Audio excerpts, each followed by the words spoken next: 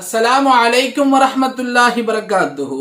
இதற்கு முன்பதாக ஹஜ்ரத் ஆதம் அலைஹிஸ்ஸலாம் அவர்களுக்கு வழங்கப்பட்ட இஸ்மே சுபஹானியை நாம் பார்த்துள்ளோம். இன்று ஹஜ்ரத் நூஹ் அலைஹிஸ்ஸலாம் அவர்களுக்கு அல்லாஹ்வால் வழங்கப்பட்ட இஸ்மே ரிஃபாஇயை இன்ஷா அல்லாஹ் பார்க்க இருக்கிறோம். இந்த இஸ்மின் மூலமாக அல்லாஹ் சுப்ஹானஹு வ தஆலா அவர்களுடைய படித்தரங்களை உயர்த்துகிறான், மேலும் அவர்களுக்கு உதவி செய்கிறான். ஒருமுறை நூஹ் அலைஹிஸ்ஸலாம் அவர்கள் ஒரு அடர்ந்த மிகப்பெரிய மரத்தின் கீழ் அமர்ந்திருந்தார்கள். அந்த மரம் திடீரென்று அல்லாஹுவினுடைய தஸ்பீஹை செய்ய ஆரம்பித்தது.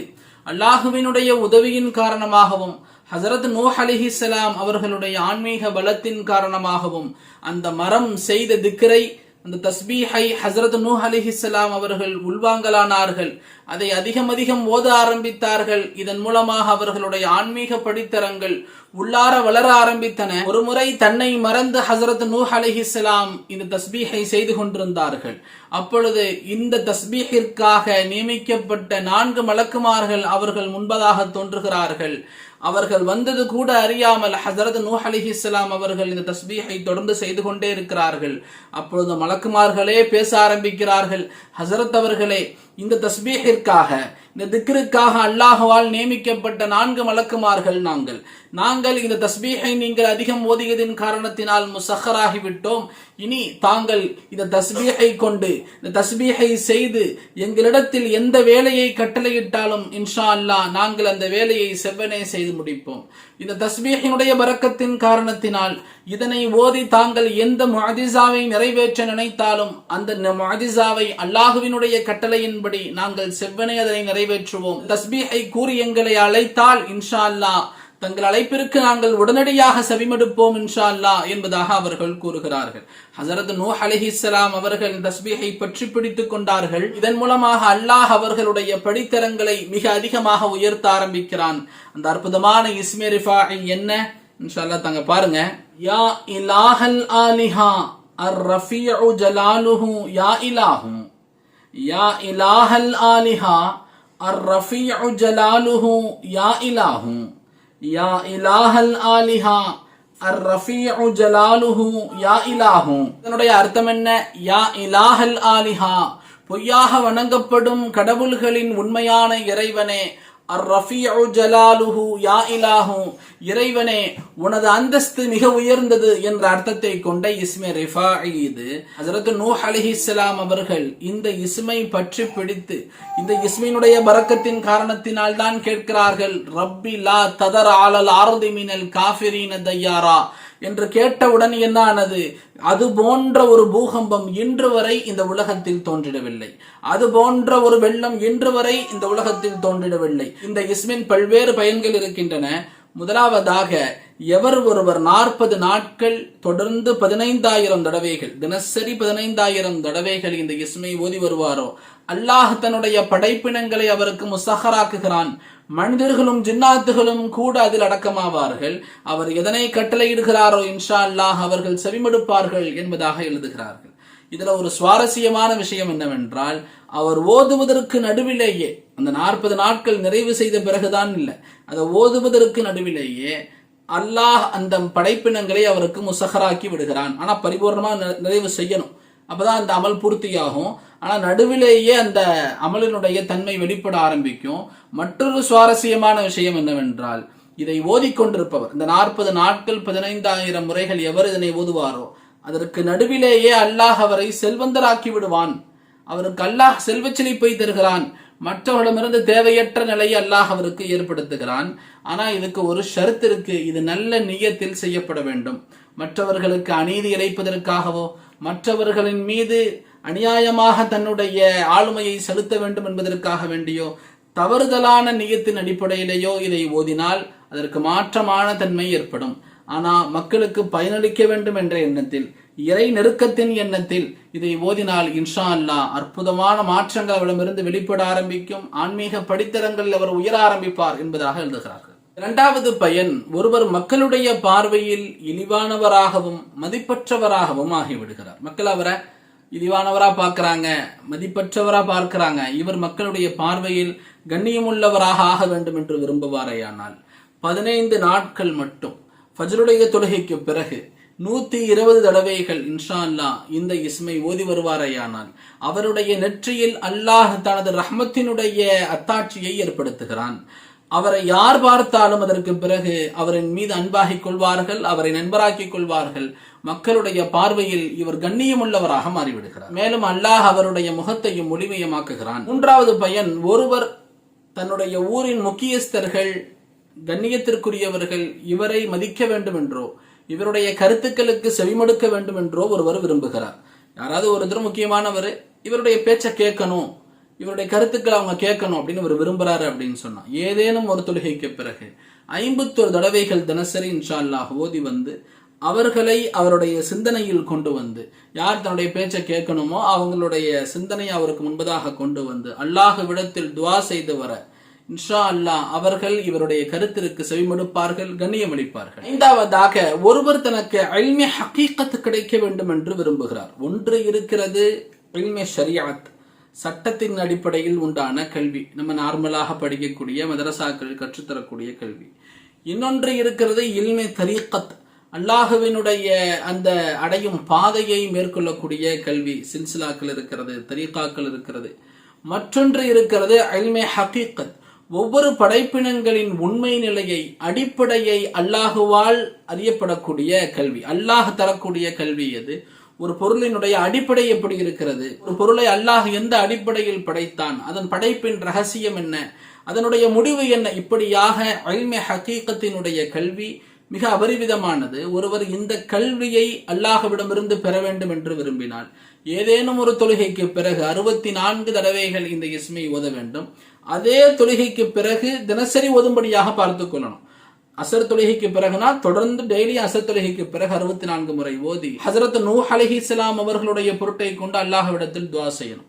யா அல்லாஹ், ஹஜரத் நூஹ் அலைஹிஸ்ஸலாம் அவர்களுடைய பொருட்டை கொண்டு எனக்கு இல்மே ஹகீகத்தை வழங்குவாயாக என்று அவர் துஆ செய்து வந்தால் இன்ஷா அல்லாஹ், அல்லாஹ் சுப்ஹானஹு வ தஆலா அவருக்கு இல்மே ஹகீகத்தை வழங்குகிறான். இஸ்மினுடைய 6வது பயன், ஒருவருக்கு உலகம் மற்றும் மறுமையினுடைய காரியங்கள் தொடர்ந்து தடைபட்டு கொண்டே இருக்கின்றன.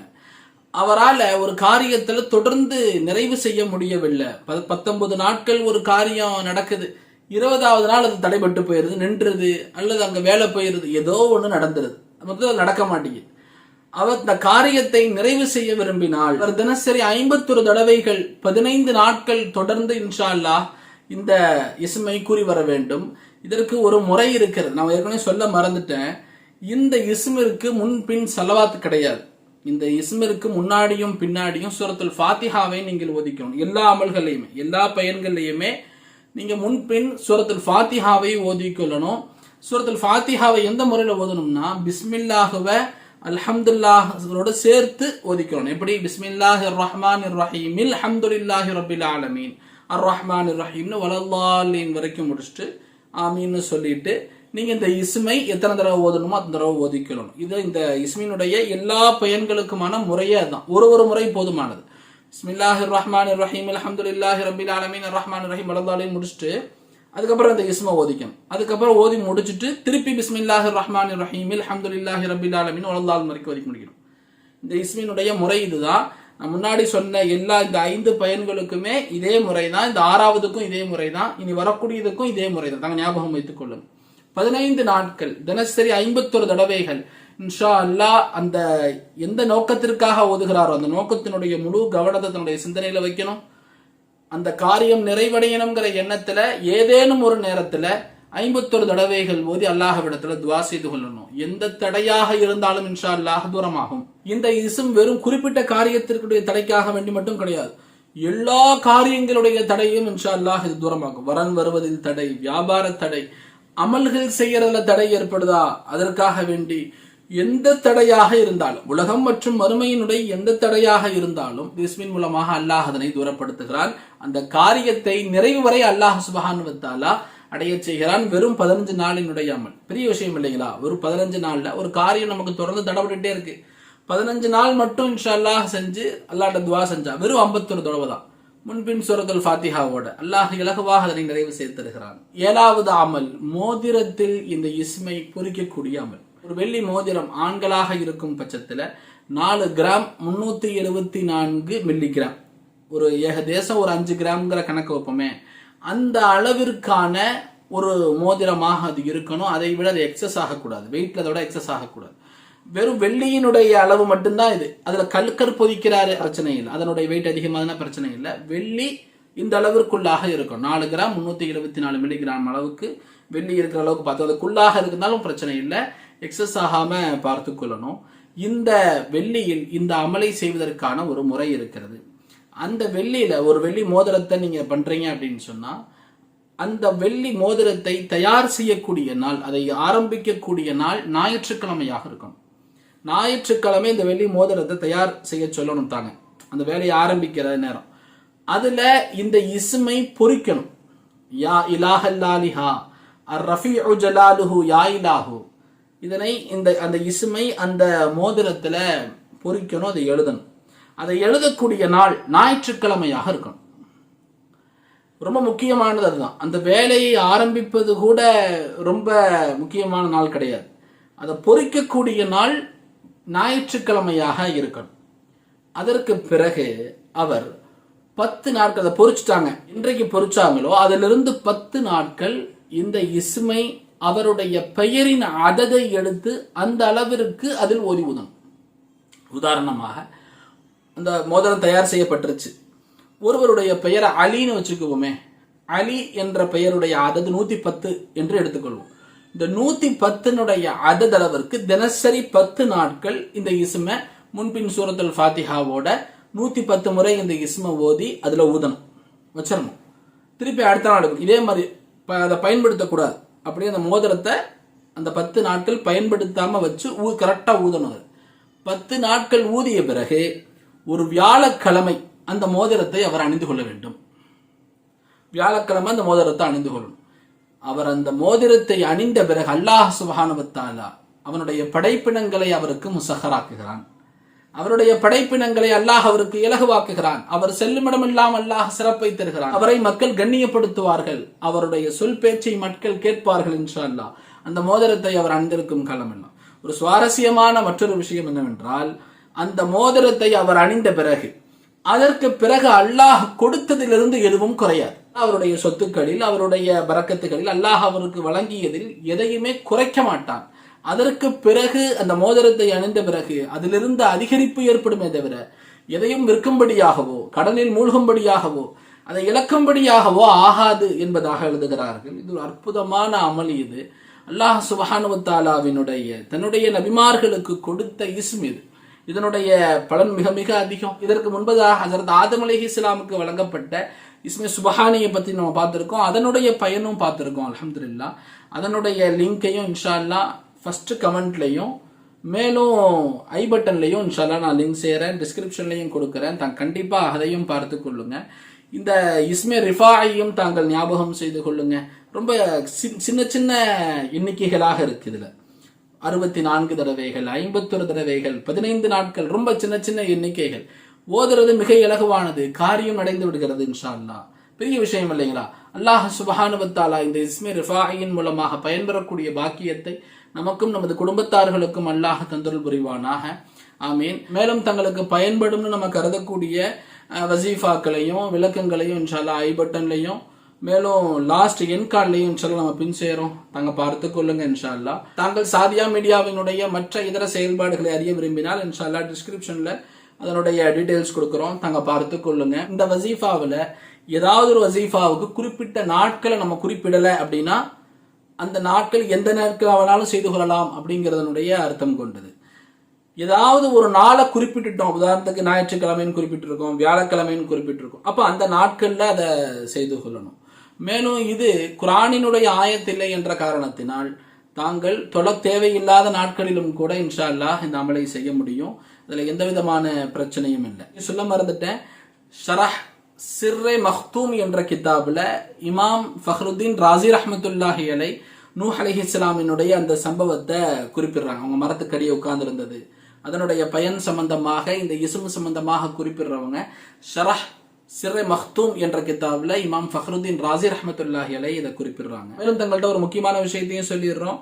வாரத்தினுடைய 5 நாட்கள், வெள்ளி ஞாயிறு தவிர்த்து 5 நாட்கள் இரவு 10 மணிக்கு சாதியா மீடியாவில் லைவ் மஜ்லிஸ் நடைபெற்று வருகிறது. இன்ஷா அல்லாஹ் அதனுடைய டீடைல்ஸ் டிஸ்கிரிப்ஷன்ல கொடுக்குறோம், தாங்க பார்த்து கொள்ளுங்க. இது போன்ற பல்வேறு தலைப்புகளும் சாதியா மீடியா தொடர்ந்து பயணித்து வருகிறது. தாங்களும் இந்த சாதியா மீடியாவை சப்ஸ்கிரைப் செய்து கொள்ளுங்கள். இந்த வீடியோ தங்களுக்கு பயணத்தை லைக் பண்ணுங்க, இதை மற்றவர்களை ஷேர் செய்யுங்கள். இன்ஷா அல்லாஹ் சந்திப்போம். அஸ்ஸலாமு அலைக்கும் வரஹ்மத்துல்லாஹி வபரகாத்துஹு. அஸ்ஸலாமு அலைக்கும் வரஹ்மத்துல்லாஹி வபரகாத்துஹு. அல்லாஹ்வினுடைய மாபெரும் கிருபையின் காரணத்தினால் நமது அல் மதரசத்து சாதியாவில் மாணவர் சேர்க்கை நடைபெற்று நல்லபடியாக அல்ஹம்துலில்லாஹ் மாணவர்கள் ஓதி வருகிறார்கள். மாணவர்களுடைய உணவு செலவு, மேலும் உஸ்தாதுமார்களுடைய சம்பளம், மேல்காரர்களுடைய சம்பளம், மேலும் மதரசாவினுடைய உணவுப் பொருட்கள், தண்ணீர் செலவுகள், மற்ற இதர செலவுகள் அனைத்தும் அல்லாஹ்விற்கு பிறகு பொதுமக்களுடைய உதவியை கொண்டுதான் நிகழ்ந்து வருகிறது. தங்களால் இயன்றளவு தாராளமாக மதரசாவிற்காக வேண்டி உதவி செய்யும்படி தங்களை அன்போடு கேட்டுக்கொள்கிறோம். தங்களில் யாரேனும் மதரசாவினுடைய மாணவர்களுக்கு ஒருவேளை உணவு அல்லது இருவேளை உணவு அல்லது ஒரு நாளினுடைய உணவு, அது சைவம் மற்றும் அசைவத்தில் இருக்கு, தாங்கள் யாரேனும் தங்களுடைய தேவைகளுக்காக வேண்டி, தங்களுக்காக மாணவர்களுடைய துவாவிற்காக வேண்டி, தங்களுடைய நியத்தின் அடிப்படையில் யாரேனும் மதரசாவிற்கு உதவ நினைத்தால், மாணவர்களுக்கு உணவளிக்க நினைத்தால் தாராளமாக உணவளிக்கலாம். தாங்கள் மதரசா மாணவர்களின் உணவு என்று இந்த நம்பருக்கு ஒரு வாட்ஸ்அப் மட்டும் செய்யுங்க. இன்ஷா அல்லாஹ் அதனுடைய டீடைல்ஸ் தங்கள் வரை அனுப்பி வைக்கப்படும். தாங்கள் செய்யக்கூடிய உதவியின் அடிப்படையில் அன்று மதரசாவினுடைய மாணவர்களின் உணவு செலவிற்கு அது பயன்படுத்தப்படும். பிறகு மாணவர்களின் மூலமாக இன்ஷா அல்லாஹ் தங்களுக்காக வேண்டி, தங்களுடைய தேவைகள் நிறைவேறுவதற்காக வேண்டி இன்ஷா அல்லாஹ் மதரசாவில் துவா செய்யப்படும். மேலும் மதரசாவினுடைய உதவியாளர்கள் அனைவருக்கும் தினசரி மதரசாவில் மகரிபிற்கு பிறகு மாணவர்களால் துவா செய்யப்படுகிறது. எங்களுடைய உதவி அல் மதரசத்து சாதியாவிற்கு மிகவும் தேவையுள்ளதாக இருக்கிறது. தங்களால் இயன்ற அளவு தாராளமாக மதரசாவிற்காக வேண்டி உதவி செய்யும்படியும், மதரசாவினுடைய சந்தாதாரர்களாக தாங்கள் ஆகிக்கொள்ளும்படியும் தங்களை அன்போடு கேட்டுக்கொள்கிறோம். அல்லாஹ் சுப்ஹானஹு வ தஆலா தாங்கள் மதரசாவிற்காக வேண்டி செய்யும் ஒவ்வொரு உதவிக்கு பகரமாகவும் தங்களுக்கும், தங்களது குடும்பத்தார்களுக்கும், தங்களது குழந்தைகளுக்கும் எல்லா விதமான பாதுகாப்புகளையும் நலவுகளையும் அல்லாஹ் செய்தருள் புரிந்து தங்களையும் தங்களது குடும்பத்தார்களையும் அல்லாஹ் சுப்ஹானஹு வ தஆலா ஆரோக்கியத்தோடு வாழ வைத்து மறுமையில் உயர்ந்த இடத்தில் அல்லாஹ் வைத்தருள் புரிவானாக. ஆமீன். அஸ்ஸலாமு அலைக்கும் வரஹ்மத்துல்லாஹி வபரகாத்துஹு.